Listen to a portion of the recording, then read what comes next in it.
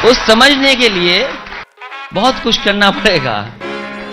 ये जल्दी समझने वाली बात नहीं है। आप समझाइए, मेरे पास बहुत टाइम है, हमारे पास बहुत टाइम, आप समझाइए। तो ये देखना चाहिए जो एग्जिट पोल कर रहे हैं क्या मुनाफे के लिए कर रहे थे, जो कंपनियां बड़ी बड़ी सर्वे का पैसा कौन दे रहा उनको। मौजूदा वक्त में अखिलेश यादव को सजी हुई थाली मिल गई है विपक्षी नेता के तौर पर। जो उनको करना चाहिए था उतनी उन्होंने मेहनत नहीं की। एक तरह से योगी के सामने समर्पण करने की स्थिति की है।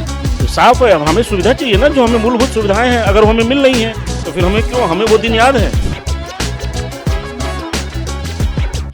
जो इलेक्शन हुआ, ये एकदम इलेक्शन कमीशन ने कह दिया कि भाई आपको रैली वैली सब बंद करनी है, आप सब डिजिटल पे करेंगे। क्या लगता है इसका बहुत बड़ा फायदा बीजेपी को हो गया है? या एक चीज मैं इसमें और जोड़ना चाहूंगा, क्या अखिलेश यादव के पास वो टीम नहीं रही?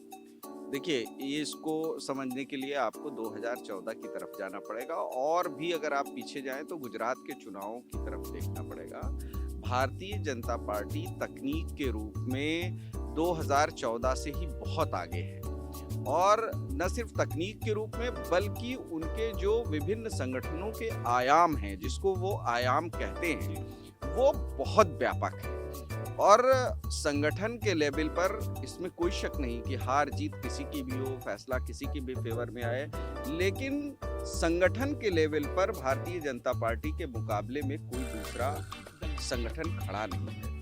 तो जब संगठन का दौर है और संगठन की चीजें और हर हाथ में मोबाइल है, हर आदमी राजनीतिक विचारक है, तो जाहिर सी बात है कि भारतीय जनता पार्टी उससे आगे है और वो आगे रहेगी। रही अखिलेश यादव जी की बात, तो अखिलेश यादव जी का जो कुछ भी है वो जहां खड़े होते हैं वो सत्ता तक पहुंच जाते हैं, सत्ता बना लेने, सत्ता में काबिज हो जाते हैं, तो वो सिर्फ जनता का और जनता का चुनाव है। अखिलेश यादव का कोई मैनेजमेंट नहीं है इसमें। है कुछ अखिलेश जी में, क्योंकि देखिए 20% मुसलमान और 8% यादव मिलकर 28% का तो सीधा समीकरण होता है। तो अखिलेश यादव जब चुनाव लड़ने के लिए खड़े होते हैं, सामने खड़े होते हैं, तो 28% लोग उनके साथ अपने आप समीकरणों के जरिए खड़े हैं, तो उनका कॉन्फिडेंस होना स्वाभाविक बात है।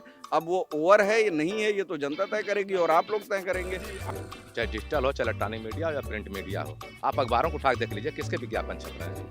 उसमें अखिलेश यादव ने मना नहीं किया किसी अखबार से कि मेरा आप हेडलाइन मत छापिए, मेरा वर्जन मत छापिए। आप अखबार उठाएंगे तो देखेंगे कि उसमें जो बयान छपते हैं तो बड़े नेताओं के, भारतीय जनता पार्टी के बैनर छाप दिए जाते हैं। अखिलेश यादव कहीं सिंगल कॉलम पाते हैं। इसी तरह डिजिटल मीडिया का खेल है, यूट्यूबर से, बाकी लोगों से सबसे उनका संबंध है। पैसे के मामले में भी सबसे बड़ी पार्टी है और संगठन के मामले में सबसे बड़ी पार्टी है। 4 करोड़ के आसपास उनके सदस्य हो चुके हैं और हर सदस्य का फोन नंबर इनके पास मौजूद है। तो जब, और समाजवादी पार्टी के पास सदस्य तो हैं लेकिन उनका आता पता नहीं है कि कौन है कौन नहीं है। ये कमजोरी है, कहीं कहीं, लेकिन सबसे बड़ा खेल पैसे का होता है। पैसा अगर आपके पास है तो हर चीजें मैनेज की जा सकती हैं, और भारतीय जनता पार्टी ने बहुत अच्छे से मैनेज किया है। और पूर्वांचल में योगी का हमेशा से थोड़ा सा प्रभाव रहा है, और खासतौर से गोरखपुर, आजमगढ़, मऊ तक। मऊ में चूंकि मुख्तार अंसारी थे, तो एक वाकया 2007 में हुआ था। उसके बाद से लगा कि योगी जी हिंदुत्व के बहुत बड़े नेता हैं और अपने को उन्होंने प्रूव भी किया। और पूर्वांचल में योगी मजबूत है, क्योंकि समाजवादी पार्टी जिस तरह से टिकटों का बंटवारा किया है, एक तरह से कहीं न कहीं योगी के सामने समर्पण करने की स्थिति की है। गोरखपुर में 9 विधानसभाएं हैं। समाजवादी पार्टी का कितना बड़ा आप अभी असर यहाँ पे देख रहे हैं, और या अगर नहीं देख रहे हैं तो क्या अखिलेश यादव की कोई कमी है, या बीते 5 साल में योगी जी ने इतना कुछ काम कर दिया? देखिए, प्रदेश की जनता और गोरखपुर की जनता अब पहले से काफ़ी कुछ बदलाव देखिए, इसमें कोई डाउट नहीं है। ये आप लोग भी देख रहे हैं, हम लोग भी देख रहे हैं, गांव-गांव में देखा जा रहा है। जिस प्रदेश में, जिस देश में, जिस शहर में पहले लाइट के लिए हम लोग को टाइम देखना पड़ता था कि हाँ लाइट का टाइम हो गया, जाने वाली है, आने वाली है, पूरी रात छतों पे बच्चे लालटेन जला के पढ़ाई करते थे, वो लोग भूले नहीं थे। आज वो चीज़ें लोगों को याद हैं। आज 24 घंटे लाइट हम लोग शहर में, हम लोग को इन्वर्टर ही नहीं देखे आज तक कि अब हम लोग का इन्वर्टर चलता भी है कि नहीं चलता है। बिल्कुल साफ है, हमें सुविधा चाहिए ना, जो हमें मूलभूत सुविधाएं हैं, अगर हमें मिल रही हैं तो फिर हमें क्यों, हमें वो दिन याद है। जैसे मैंने कहा कि कानून एक बहुत बड़ा मुद्दा रहा है। समाजवादी पार्टी ने भी विकास के काम किए थे, लेकिन यदि विकास पे चुनाव होता तो निश्चित तौर पे वो आ जाते। दूसरी बात, कानून एक ऐसा मुद्दा रहा कि पिछली सरकार में थाने जो विपक्ष तब भी आरोप लगाता था कि यादव थानेदार जमीन कब्जा करा रहे हैं, मकान कब्जा करा रहे हैं, वो इस सरकार में नहीं हुआ। अखिलेश यादव की जो सियासी गतिविधियां रही हैं कितनी सही हैं कितनी गलत हैं आप क्या देखते हैं? देखिए, मौजूदा वक्त में अखिलेश यादव को एक सजी हुई थाली मिल गई है। मुझे लगता है कि अखिलेश यादव ने विपक्षी नेता के तौर पर 5 साल तक जो उनको करना चाहिए था उतनी उन्होंने मेहनत नहीं की, वो ग्राउंड पे नहीं आए। तमाम तरह के आरोप लगे, उनके वर्कर्स भी ये कहते थे कि भैया सड़क पे निकलते ही नहीं है तो हम कैसे निकले।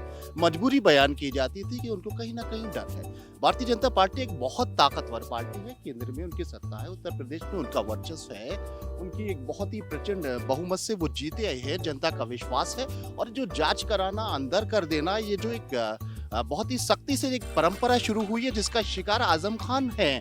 आजम खान एक बहुत प्रभावशाली नेता रहे हैं समाजवादी पार्टी के। वो जिस तरीके से जेल में गए हैं उसका एक कहीं ना कहीं डर अखिलेश यादव के जहन में भी जरूर था और उनको इस बात का जानकारी शायद थी कि वो अगर ज्यादा हवा में उड़ेंगे, अगर विपक्षी नेता के तौर पर ग्राउंड पे आएंगे तो उनके खिलाफ माहौल पैदा हो सकता है। और जहां तक उनका कोर वोटर है जाट मुसलमान और यादव, वो भी कहीं ना कहीं डरा हुआ भी था और यादव कहीं ना कहीं बीजेपी का दामन भी पकड़ चुका था। तो उनको लगा कि कोई बहुत बड़ी क्रांति नहीं आएगी अगर वो जेल चले जाएंगे। तो इस तरह की तमाम चीजें ऐसी थी कि उन्होंने विपक्षी नेता के तौर पर 4.5 साल तक ना के बराबर काम किया